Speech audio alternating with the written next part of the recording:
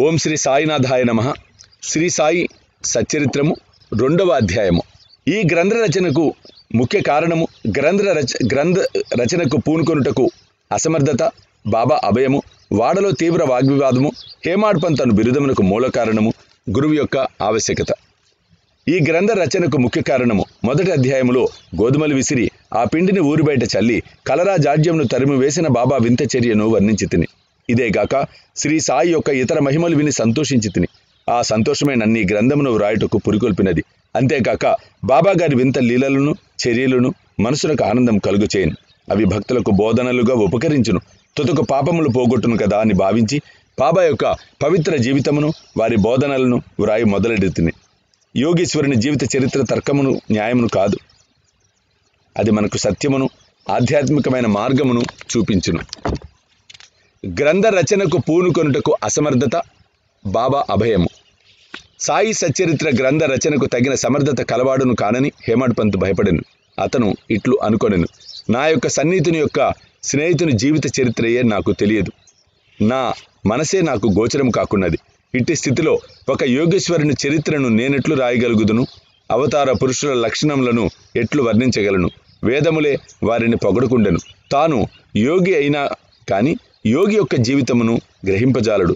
అట్టిచో వారి మహిమలను నేనెట్లు కీర్తించగలను? సప్త సముద్రముల లోతును కొలవవచ్చును, ఆకాశమును గుడ్డలో వేసి మోయవచ్చును, కానీ యోగీశ్వరుని చరిత్ర రాయుట బహు కష్టము. ఇది గొప్ప సాహస కృత్యమని కూడా నాకు తెలియను. అందువలన నలుగురిలో నవ్వుల పాలగుదునేమోనని భయపడి సాయీశ్వరుని అనుగ్రహం కొరకు ప్రార్థించెను. మహారాష్ట్ర దేశంలో ప్రథమ కవి యోగేశ్వరుడు జ్ఞానేశ్వర మహారాజు యోగుల చరిత్ర రాసిన వారిని భగవంతుడు ప్రేమించునని చెప్పి ఉన్నారు. ఏ భక్తులు యోగుల చరిత్రలను వ్రాయు కుతూహల పడదరో వారి కోరికలు నెరవేరినట్లు, వారి గ్రంథములు కొనసాగునట్లు చేయుటకు యోగులు అనేక మార్గములను అవలంబించెదరు. యోగులే అట్టి పనికి ప్రేరేపింతురు. దానిని నెరవేర్చుటకు భక్తుని మాతృనిగా ఉంచి వారి వారి కార్యములను వారే కొనసాగించెదరు. 1700వ శక సంవత్సరంలో మహీపతి పండితుడగు యోగేశ్వరుల చరిత్రలను వ్రాయటకు కాంక్షించెను. యోగులు అతన్ని ప్రోత్సహించి ఆ కార్యమును కొనసాగించిదిరి. అట్లే 1800వ శక సంవత్సరంలో దాసగని యొక్క సేవను ఆమోదించితిరి. మహీపతి 4 గ్రంథములు రాసెను. అది భక్త విజయము, సంత విజయము, భక్త లీలామృతము, సంత లీలామృతము అనునవి. దాసగను వ్రాసినవి భక్త లీలామృతము, సంత కథామృతము మాత్రమే. ఆధునిక యోగుల చరిత్రలు వీని యందు కలవు. భక్త లీలామృతములోని 31, 32, 33 అధ్యాయములందు, సంత కథామృతములోని 57వ అధ్యాయమునందు సాయిబాబా జీవిత చరిత్రయు వారి బోధనలు చక్కగా విశదీకరించబడినవి. ఇవి సాయి లీలా మాసపత్రిక సంపుటము 17 సంచికలు 11, 12 నందు ప్రచురితములు. చదువరులు ఈ అధ్యాయములు కూడా పఠించవలేను. శ్రీ సాయిబాబా అద్భుత లీలలు బాంద్రా నివాసియగు శ్రీమతి సావిత్రిబాయి రఘునాథ్ టెండూల్కర్కిచే చిన్న పుస్తకంలో చక్కగా వర్ణించబడినవి. దాస్కన్ మహారాజ్ కూడా శ్రీ సాయి పాటల మధురముగా వ్రాసి ఉన్నారు. గుజరాతీ భాషలో అమీదాస్ భవానీ మెహతా అను భక్తుడు శ్రీ సాయి కథలను ముద్రించి ఉన్నారు. సాయినాథ ప్రభ అను మాసపత్రిక షిరిడిలోని దక్షిణ భిక్ష సంస్థ వారు ప్రచురించి ఉన్నారు. ఇన్ని గ్రంథములుండగా ప్రస్తుత సచ్చరిత్ర రాయటకు కారణమేమి? దాని అవసరమేమి అని ఎవరినైనాను ప్రశ్నించవచ్చును. దీనికి జవాబు మిక్కిలి తేలిక. సాయిబాబా జీవిత చరిత్ర సముద్రం వలె విశాలమైనది, లోతైనది. అందరూ దీని యందు మునిగి భక్తి జ్ఞానములను మనులను వెలికితీసి కావలసిన వాటికి పంచిపెట్టవచ్చును. శ్రీ సాయిబాబా నీతి బోధకముగు కథలు లీలలు మిక్కిలి ఆశ్చర్యమును కలుగచేయును. అవి మనోవికలత చెందిన వారికి, విచారగ్రస్తులకు శాంతి సమకూర్చి ఆనందమును కలుగచేయును. ఇహపరములకు కావలసిన జ్ఞానమును బుద్ధిని ఇచ్చును. వేదముల వలె రంజకములుగా ఉపదేశములనగును. బాబా ప్రబోధములు విని వానిని మననము చేసినచో భక్తులు వాంఛించినవి అనగా బ్రహ్మైక్య యోగమును, అష్టాంగ యోగ ప్రావీణ్యమును, ధ్యానానందమును పొందెదరు. అందుచే బాబా లీలలను పుస్తక రూపమున వ్రాయి నిశ్చయించితిని. బాబాను సమాధికి ముందు చూడని భక్తులకు ఈ లీలలు మిగుల ఆనందము కలుగుచేయును. అందుచేత బాబా గారి ఆత్మ సాక్షాత్కార ఫలితమగు పలుకులు, బోధలు సమకూర్చుటకు పూనుకుంటుంది. సాయిబాబాయే ఈ కార్యమునకు నన్ను ప్రోత్సహించెను. నా అహంకారమును వారి పాదములపై ఉంచి శరణంటిని. కావున నా మార్గము సవ్యమైనదనియు బాబా ఇహపర సౌఖ్యములు తప్పక దయచేయుననియు నమ్మి ఉంటిని. నా ఎంతట నేను ఈ గ్రంథ రచనకు బాబా యొక్క అనుమతిని పొందలేకుంటుని. మాధవరావు దేశపాండే ఉరఫ్ శ్యామ అనువారు బాబాకు ముఖ్య భక్తుడు. వారిని నా తరఫున బాబాను ప్రార్థించమంటిని. నా తరఫున వారు బాబాతో ఇట్లనిరి, ఈ అన్నాసాహెబ్ మీ జీవిత చరిత్రను వ్రాయ కాంక్షించుచున్నాడు. నేను భిక్షాటనముచే జీవించు ఫకీరును. నా జీవిత చరిత్ర రాయని అవసరం లేదని అనవద్దు. మీరు సమ్మతించి సహాయపడినచో వారు వ్రాసెదరు, లేదా మీ కృపయే దానిని సిద్ధింపచేయును. మీ యొక్క అనుమతి ఆశీర్వాదము లేనిదే ఏది జయప్రదముగా చేయలేము. అది వినినంతలోనే సాయిబాబా మనసు కరిగి నాకు ఊది ప్రసాదము పెట్టి ఆశీర్వదించులు చెప్పతొడంగాను. కథలను అనుభవములను ప్రోగు చేయమనము. అక్కడక్కడ కొన్ని ముఖ్య విషయములను టూకీగా వ్రాయమనము. నేను సహాయం చేసేదను. వాడు నిమిత్తమాత్రుడే. నా జీవిత చరిత్ర నేనే రాసి నా భక్తుల కోరికను తీర్చేదను. వాడు తన అహంకారమును విడువవలెను, దానిని నా పాదములపై పెట్టవలేను. ఎవరైతే వారి జీవితంలో ఇట్లు చేసేదరో వారికి నేను మిక్కిలి సహాయపడదను. నా జీవిత చర్యల కొరికే కాదు, సాధ్యమైనంత వరకు వారి గృహకృత్యములందు తోడ్పడేదను. వారి అహంకారమును పూర్తిగా పడిపోయిన పిమ్మట అది మచ్చుకకు కూడా లేకుండానప్పుడు నేను వాని మనసులో ప్రవేశించి నా చరిత్రను నేనే వ్రాసుకుందును. నా కథలు బోధలు విన్న భక్తులకు భక్తి విశ్వాసములు కుదురును. వారు ఆత్మసాక్షాత్కారమును బ్రహ్మానందమును పొందెదరు. నీకు తోచిన దానిని నీవు నిర్ధారణ చేయుటకు ప్రయత్నించుకుము. ఇతరుల అభిప్రాయమును కొట్టివేయుటకు ప్రయత్నించుకుము. ఏ విషయం పైనను కీడు మేలు ఎంచు వివాదము కూడదు. వివాదమనగానే నన్ను హేమాడ్ పంత్ అని పిలుచుటకు కారణమేమో మీకు చెప్పేదను. వాగ్దానము జ్ఞప్తికి వచ్చినది. ఇప్పుడు దానినే మీకు చెప్పబోచున్నాను. కాకాసాహెబ్ దీక్షిత్, నానాసాహెబ్ చందోర్కర్లతో నేనెక్కువ స్నేహంతో ఉంటిని. వారు నన్ను షిరిడీ తీసుకుపోయి బాబా దర్శనం చేయమని బలవంతం చేసిరి. అట్లే చేసేదనని వారికి నేను వాగ్దానం చేసి తిని ఈ మధ్యలోనేదో జరిగినది. అది నా షిరిడీ ప్రయాణమునకు అడ్డుపడినది. లోనావాలాలో ఉన్న నా స్నేహితుని కొడుకు జబ్బుబడెను. నా స్నేహితుడు మందులు మంత్రములన్నీ ఉపయోగించెను, కానీ నిష్ఫలమయ్యాను. జబ్బు తగ్గలేదు. తుదకు వాని గురువుని పిలిపించుకొని పక్కన కూర్చుండి పెట్టుకొనెను, కానీ ప్రయోజనం లేకుండెను. ఈ సంగతి విని నా స్నేహితుని కుమారుని రక్షించలేనట్టి గురువు యొక్క ప్రయోజనమేమి? గురువు మనకు ఏమీ సహాయం చేయలేనప్పుడు షిరిడి పోవనేలా అని భావించి షిరిడి ప్రయాణమును మానుకుంటుంది. కానీ కాకున్నది కాక మానదు. అది ఈ క్రింది విధముగా జరిగెను. నానాసాహెబ్ చందోర్కర్ ప్రాంతీయ రెవెన్యూ అధికారి. ఉద్యోగరీత్యా ఒకనాడు ఆయన వసైకి పర్యటనకై పోవుచుండెను. ఠానా నుండి దాదర్కు వచ్చి అచ్చట వసైకి పోవు బండి కొరకు కనిపెట్టుకుని ఉండెను. ఈలోగా బాంద్రా లోకల్ వచ్చి బండి వచ్చెను. దానిలో కూర్చొని బాంద్రా వచ్చి నన్ను పిలిపించి షిరిడి ప్రయాణమును వాయిదా వేసినందుకు నాపై కోపించెను. నానా చెప్పినది సంతోషదాయకముగాను సమ్మతముగాను ఉండెను. అందుచే ఆ రాత్రే షిరిడీకి పోవ నిశ్చయించి తిని సామానులు కట్టుకుని షిరిడీ బయలుదేరితిని. బాంద్రా నుండి దాదర్కు వెళ్ళి అచ్చట మన్మాడు వెళ్ళు రైలు ఎక్కవలను అని అనుకుంటుని. అటులనే దాదర్కు టికెట్ కొని రైలు రాగానే ఎక్కి కూర్చుంటుని. బండి ఇక బయలుదేరుననగా మహమ్మదీయుడొకడు నేను కూర్చొనిన పెట్టెలోకి హడావిడిగా వచ్చి నా సరంజామంతయు చూచి ఎక్కడికి పోవుచుంటిరి అని నన్ను ప్రశ్నించెను.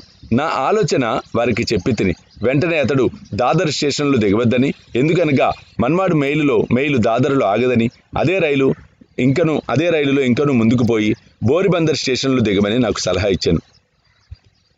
ఈ చిన్న లీల జరగకుండినచో నేను అనుకొనిన ప్రకారము ఆ మరుసటి దినము ఉదయము షిరిడి చేరలేకపోయాడు వాడను.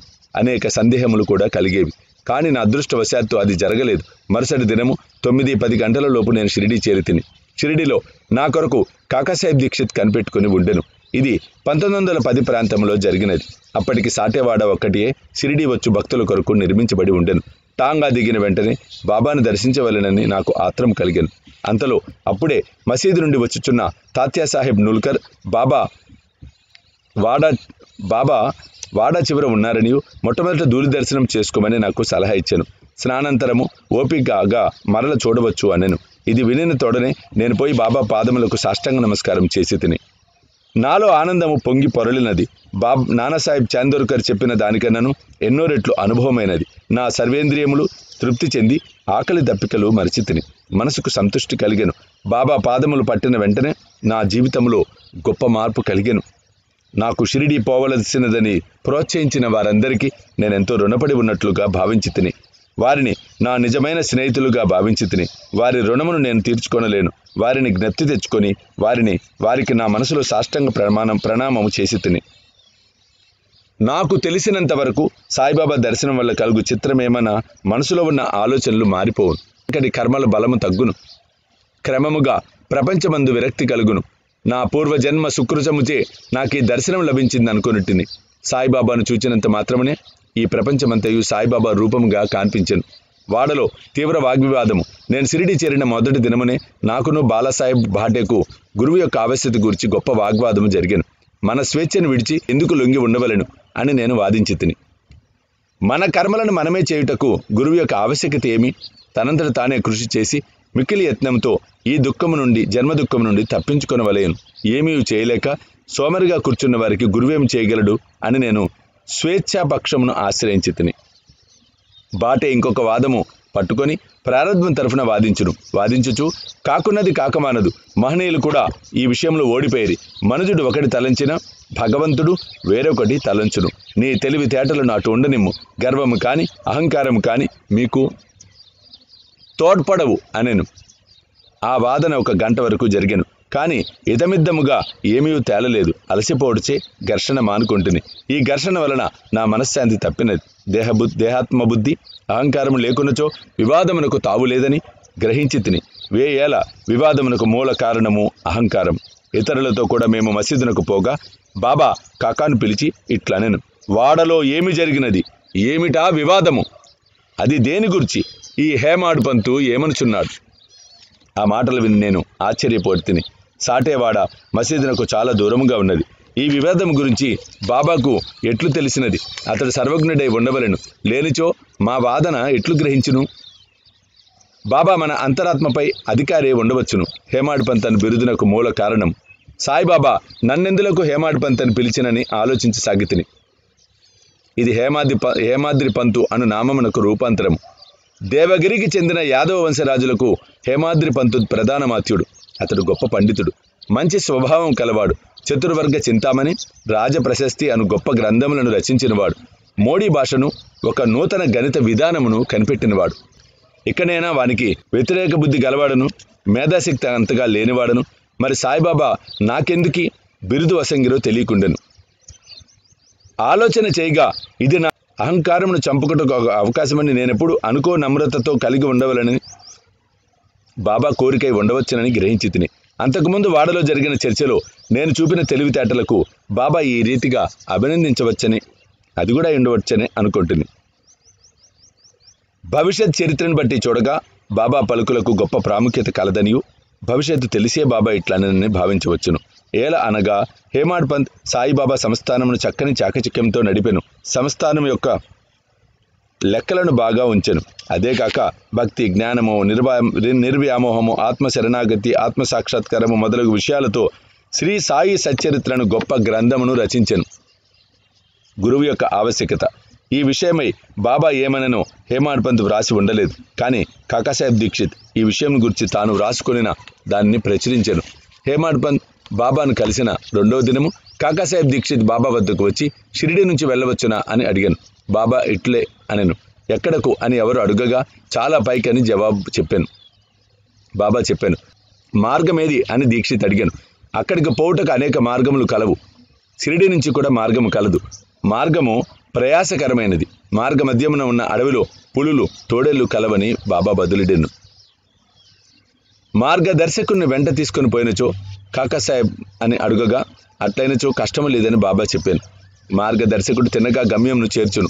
మార్గ మధ్యమునున్న తోడేళ్లు, పులులు, గోతల నుండి తప్పించును.